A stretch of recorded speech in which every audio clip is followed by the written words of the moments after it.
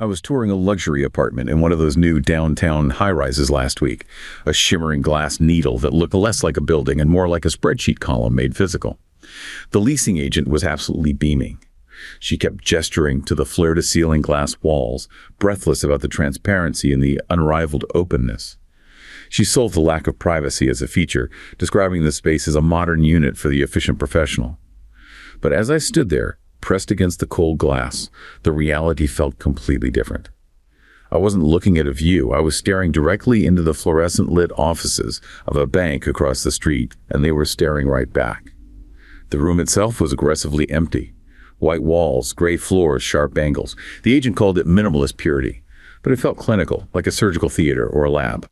That's when the unease set in. I realized this wasn't designed to be a home in the traditional sense, with corners for shadows and memories. It was a unit, a temporary docking station. The agent's excitement about the clean lines suddenly sounded less like an aesthetic choice, and more like a form of spiritual sterilization, a way to ensure nothing sticks to you. We were standing 500 feet in the air, totally visible to the anonymous city, yet I had never felt more isolated. It begs the question, when did we stop building sanctuaries for the living and start constructing display cases for the lonely? That experience is, wow. It's the perfect encapsulation of the whole problem, isn't it? It really felt that way, just completely exposed and yet totally alone. And that feeling of isolation happening in a space that's supposedly all about maximum visibility and openness, that's the core conflict. That's the tension at the heart of so much modern domestic architecture. Right. The thing she was selling as a luxury, that transparency, is the very thing that felt so unnerving. It felt like the opposite of a home. So that's what our deep dive is all about today. We're going to investigate that exact transformation. Okay. We need to trace how our idea of value in a home shifted, how it went from being about physical sanctuary, a protected enclosure. Refuge. A refuge, exactly, and how it became all about the visual experience, about the view. We're going to see how that pursuit of the view became this powerful economic driver, a psychological tool, and at the end of the day, a kind of illusion. And that illusion is what leads directly to that clinical display case apartment you find today. It's the logical endpoint. And this story doesn't start with these new glass towers. You're saying the seeds were planted much earlier. Much earlier. The real origin point for all of this is in the mid-20th century. It starts with one seemingly simple architectural feature. The picture window. The picture window. That's where this sweeping reformulation of life, as it was called, really begins. It's the moment the anchor of the home was completely uprooted and moved. Okay, so let's get into that. The great domestic focus shift. Before we can understand the window, we have to understand what it replaced. We have to talk about the hearth. The fireplace, which for centuries was everything. It was absolutely everything. Its significance, especially in the 19th century, is almost hard for us to grasp now. It was the architectural and symbolic center of the home, the gravitational center. It's so powerful that even when central heating became common, people still built houses with fireplaces. Exactly. The fireplace became functionally obsolete for, basic warmth, but it didn't disappear. It stayed right there in the living room as this incredibly potent symbolic anchor. So it wasn't just about heat. It was about what it represented. It connoted familial concord. It was the primary place of self-conscious domesticity. I love that phrase, self-conscious domesticity. Like this is where we perform the act of being a family. Precisely. And the language used at the time reflects this. People referred to the home as a temple of the hearth. A temple. That gives it an almost sacred quality. It was sacred. The entire private sphere of the home was kind of measured by its relationship to that central point.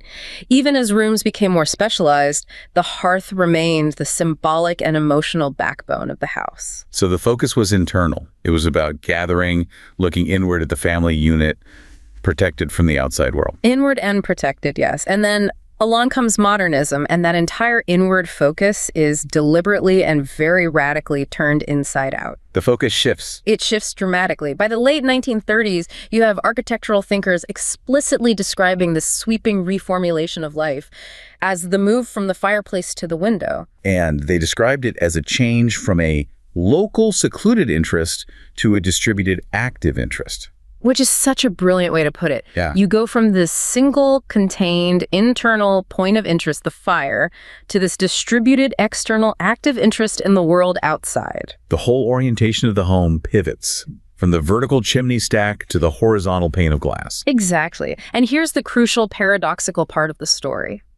This sudden obsession with glass walls, with the view, it happens at the exact moment that the window's traditional functions are becoming obsolete. What do you mean? Well, why did we have windows historically? For light and for ventilation. Right, to see and to breathe. But by the mid-20th century, you have reliable artificial lighting. You have modern climate control and ventilation systems. Yeah. You don't need a big window for those things anymore. So just when the window stops being functionally necessary. That's when architects start pushing this purely visual logic for making them bigger than ever. They start advocating for these huge glass walls, not for function, but as a product, an aesthetic, psychological product. And the stated goal was to democratize the experience of nature. That sounds very grand. It was very grand. The idea was to visually extend the house into the landscape. The house was no longer this solid box defined by its chimney. It was now this fluid space that bled into the environment, and the view itself became this representation of the American landscape. Which connects to this idea of aesthetic nationalism. The view wasn't just any view. It was a specifically American view. Yes, it was an expression of a certain kind of post-war American identity. That landscape, seen through this pristine, modern pane of glass, it represented freedom, wide open spaces, a kind of pastoral ideal, an anti-urban purity. The unspoiled American scene. Right. So by bringing that view into your home, the architect was basically giving you a daily dose of the national myth. You weren't just buying a house on a plot of land. You were visually possessing a piece of the American dream. The landscape becomes an amenity, a feature that has to be part of the package. But what's fascinating is that the reign of the picture window as the undisputed king of the living room was actually pretty short. Incredibly short in the grand scheme of things. It really just served as this brief transitional phase between the old hearth of fire and the new hearth. The electronic hearth. Yeah. The television. The television, another glass screen. By the late 1950s, you see it very clearly. Families weren't gathering around the picture window to gaze at the sunset.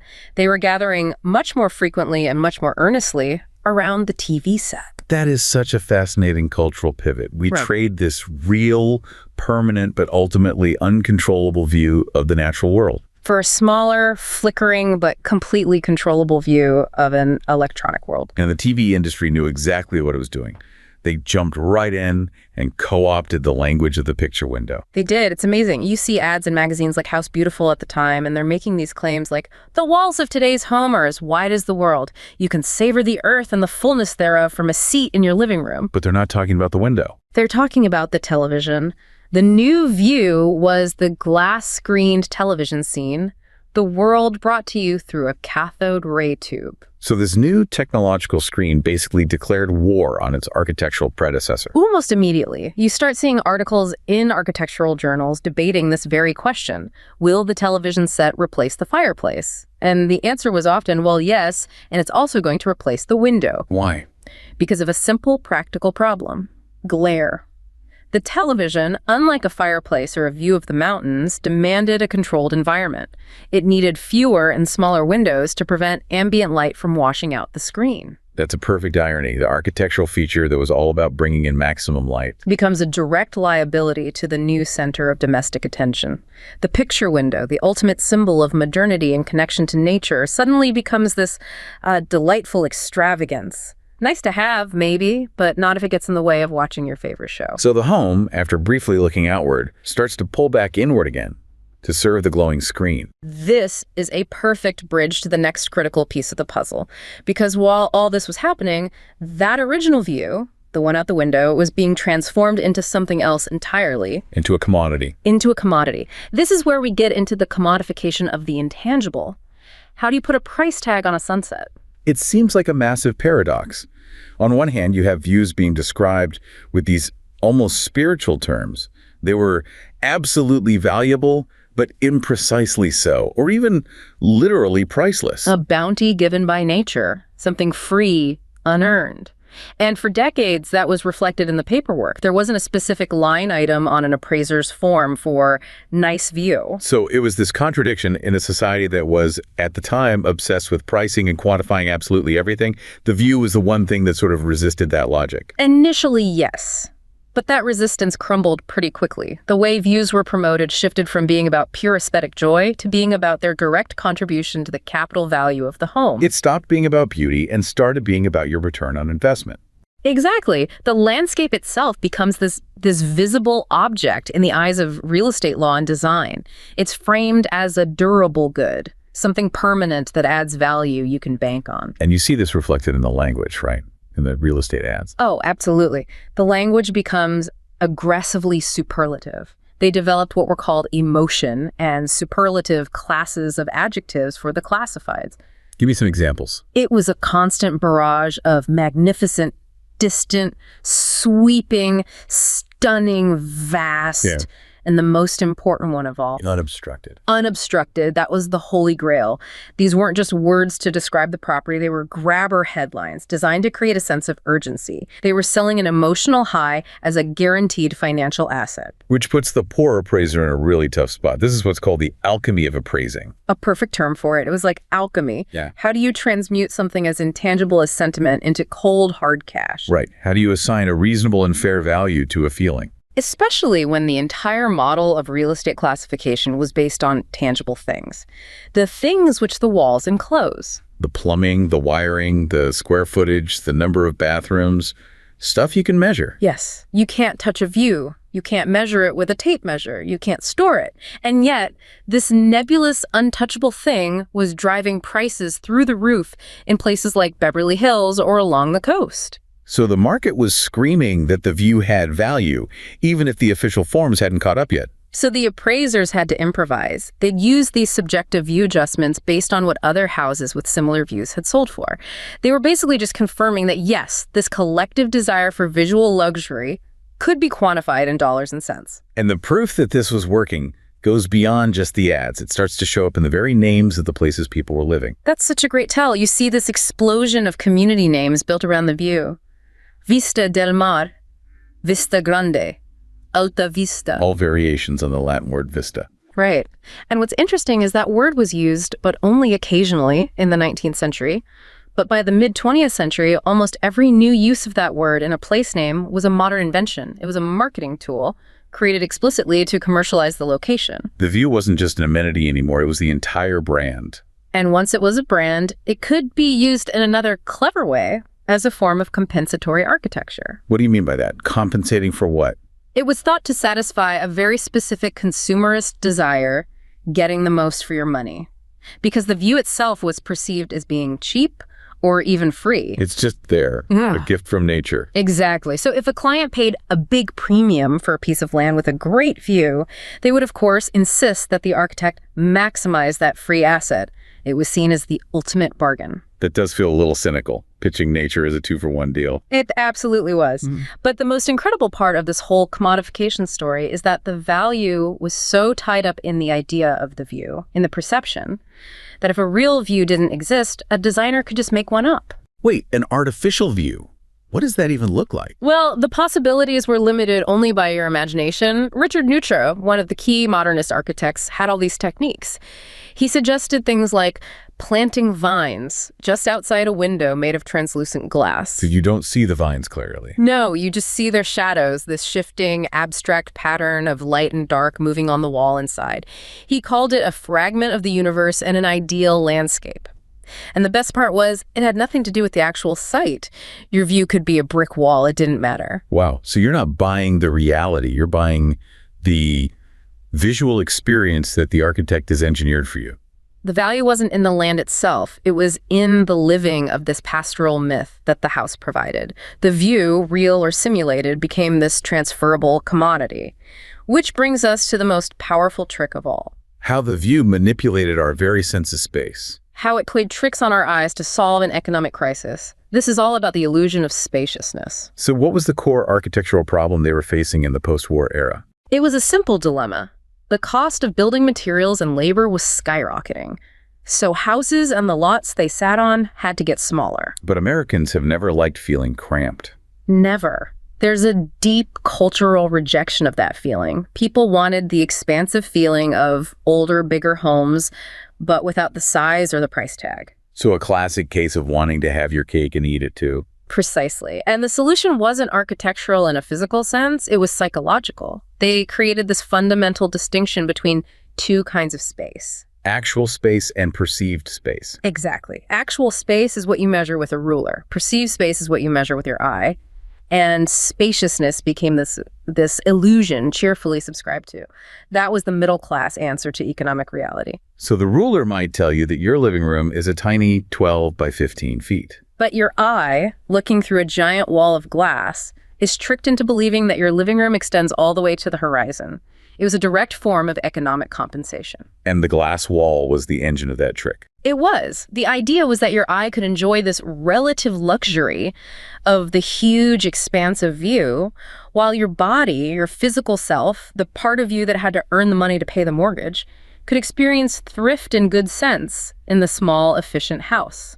And architects were upfront about this. They actually sold this illusion as a service. Oh, they were very explicit. They would justify their professional fees by saying, look, I can create the illusion of additional space without you having to spend the money to actually build it. That's a heck of a sales pitch for a family on a budget.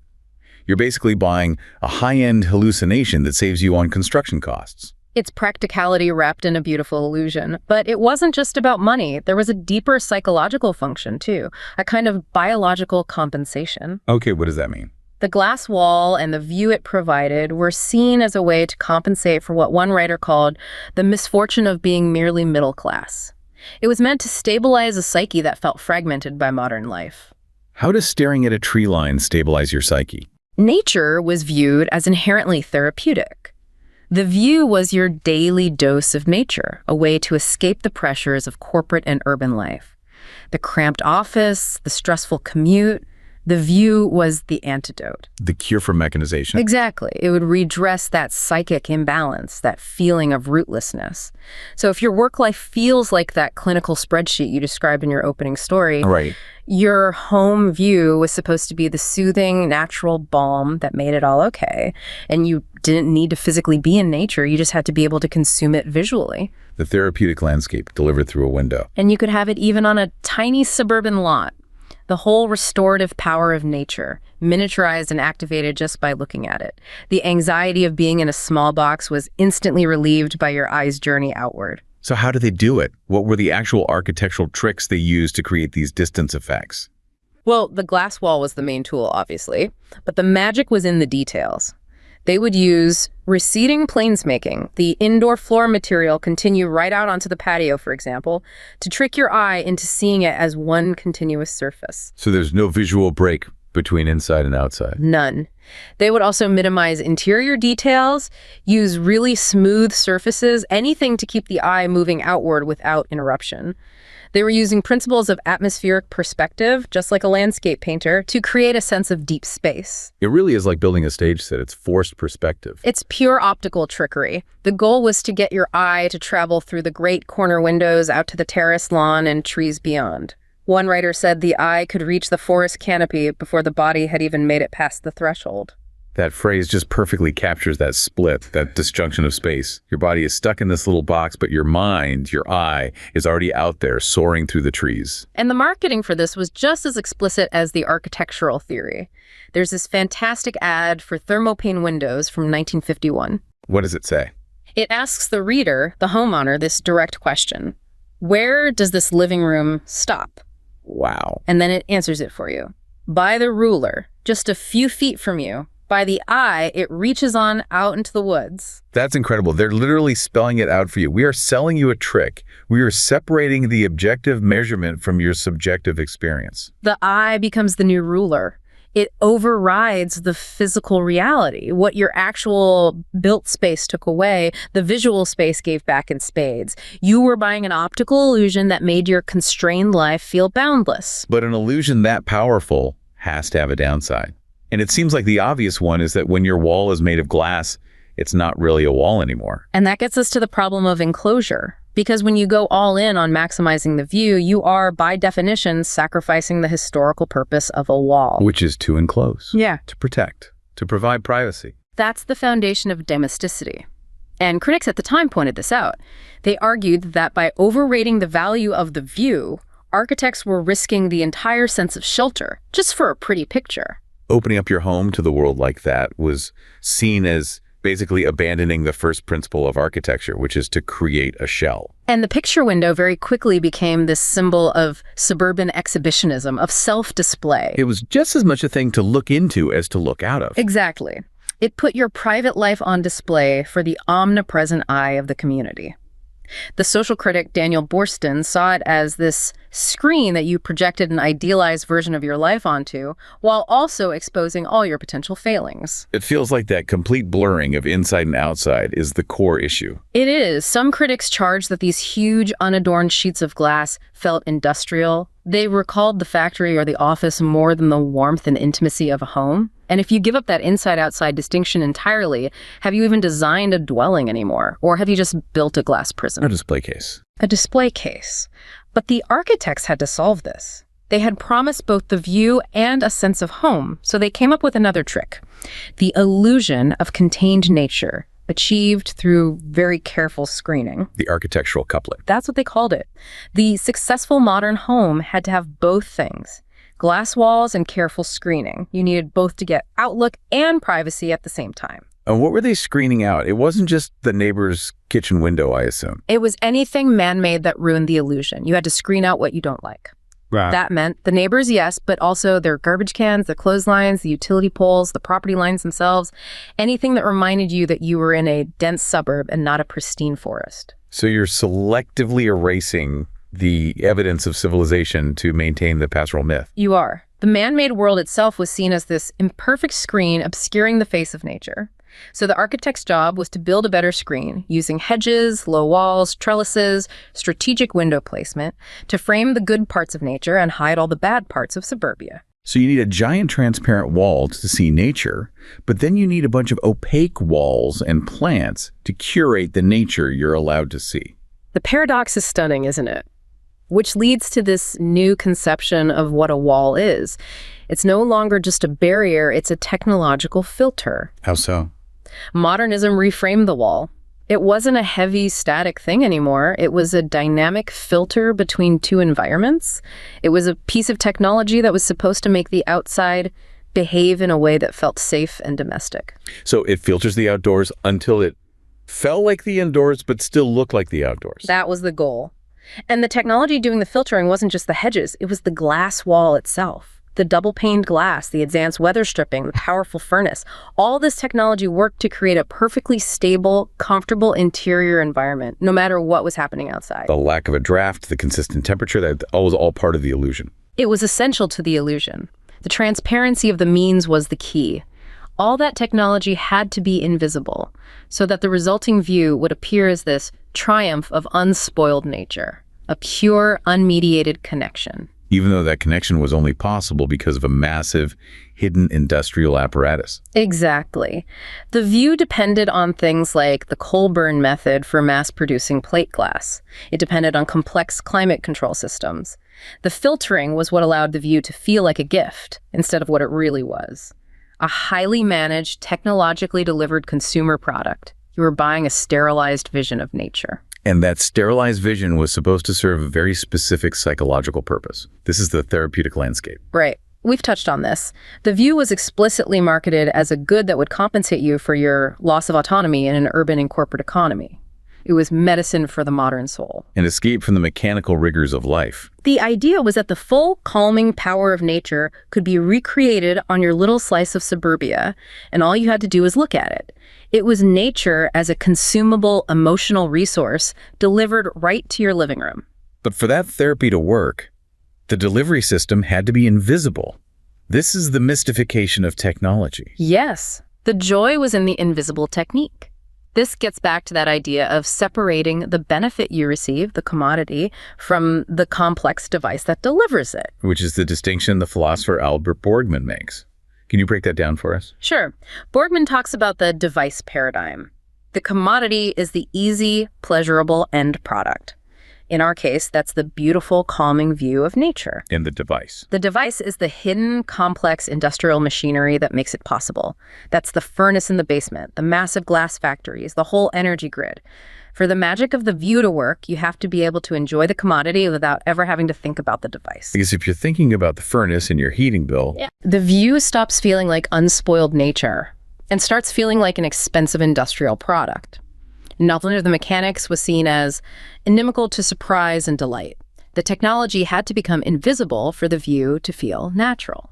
that's so powerful. And the view as a product solved this riddle of change and permanence. It's like a perfect picture that was always on, always changing, but forever free. And it took up no storage space, and it provided visual refreshment on a regular basis. It was this limitless thing that you could somehow possess entirely, all within the confines of your small home. But this constant, private, perfect view had a behavioral side effect, didn't it? It encouraged a sedentary life. It encouraged alienation. It did. If you have this perfect view, it's one less reason to actually go outside. Sources from the time noted that big windows were one less reason to venture out of doors. The architecture itself is encouraging you to stay put, to be passive. If the view gives you your dose of nature, your sense of space, why would you move? This is where the alienation comes from. You're domesticating nature through your eye. You're assimilating it visually, but you're not participating in it. You're a spectator. Safely behind glass, in your climate-controlled box.